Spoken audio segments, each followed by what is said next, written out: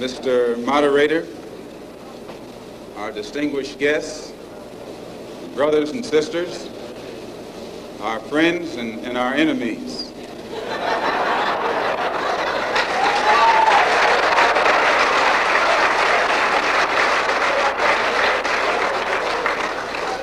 Everybody is here. As many of you know, last March,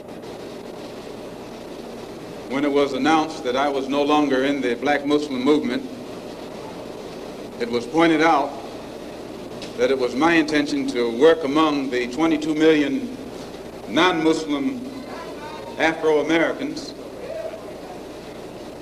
and to try and form some type of organization or create a situation where the young people, our young people, the students and others, could study the problems of our people for a period of time and then come up with a new analysis and give us some new ideas and some new suggestions as to how to approach a problem that too many other people had been playing around with for too long. And that we would have some kind of meeting and determine at a later date whether to form a black nationalist party or a black nationalist army.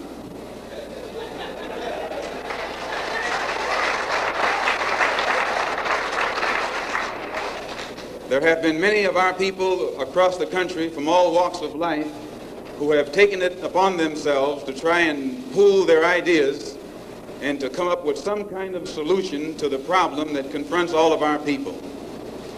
And tonight we are here to try and get an understanding of what it is they've come up with.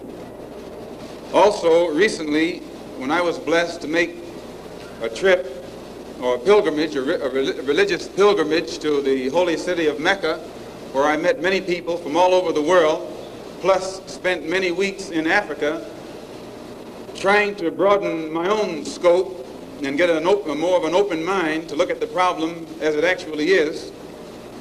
One of the things that I realized, and I realized this even before going over there, was that our African brothers have gained their independence faster than you and I here in America have. They've also gained recognition and respect as human beings much faster than you and I. Just 10 years ago on the African continent, our people were colonized. They were suffering all forms of colonization, oppression, exploitation, degradation, humiliation, discrimination, and every other kind of ation.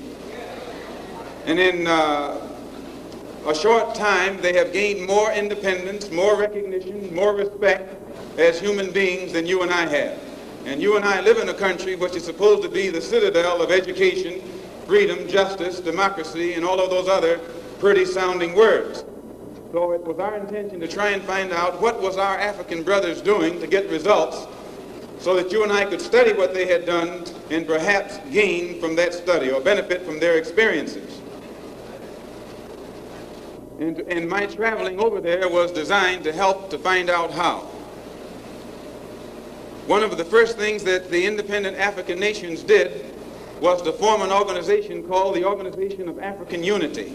The purpose of our Organization of Afro-American Unity, which has the same aim and objective: to fight whoever gets in our way.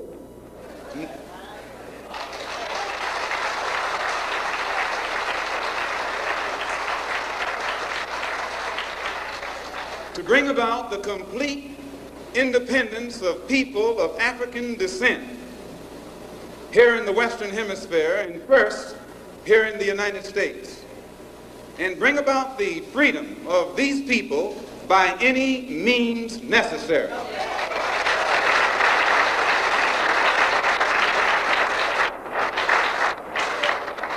That's our motto. The purpose of our organization is to start right here in Harlem, which has the largest concentration of people of African descent that exists anywhere on this earth. There are more Africans here in Harlem than exist in any city on the African continent, because that's what you and I are, Africans.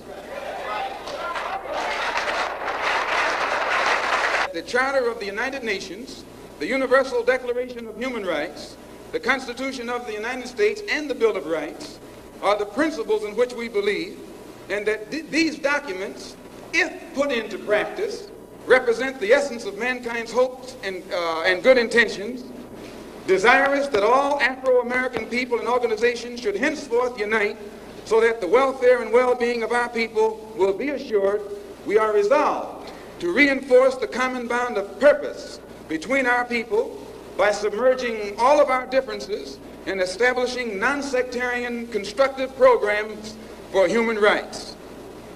We hereby present this charter. Number one, the establishment. The Organization of Afro-American Unity shall include all people of African descent in the Western Hemisphere.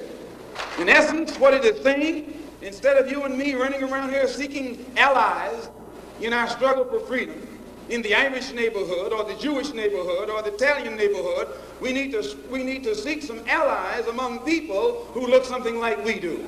And once we get their allies,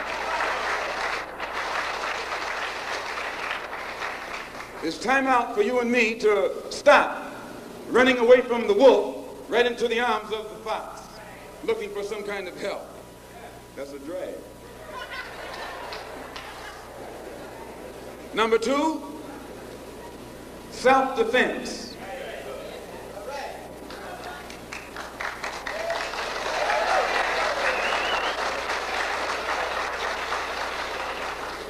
Since self-preservation is the first law of nature, we assert the Afro-American's right to self-defense. The Constitution of the United States of America clearly affirms the right of every American citizen to bear arms. And as Americans, we will not give up a single right guaranteed under the Constitution. The history of unpunished violence against our people clearly indicates that we must be prepared to defend ourselves, or we will continue to be a defenseless people at the mercy of a ruthless and violent racist mob.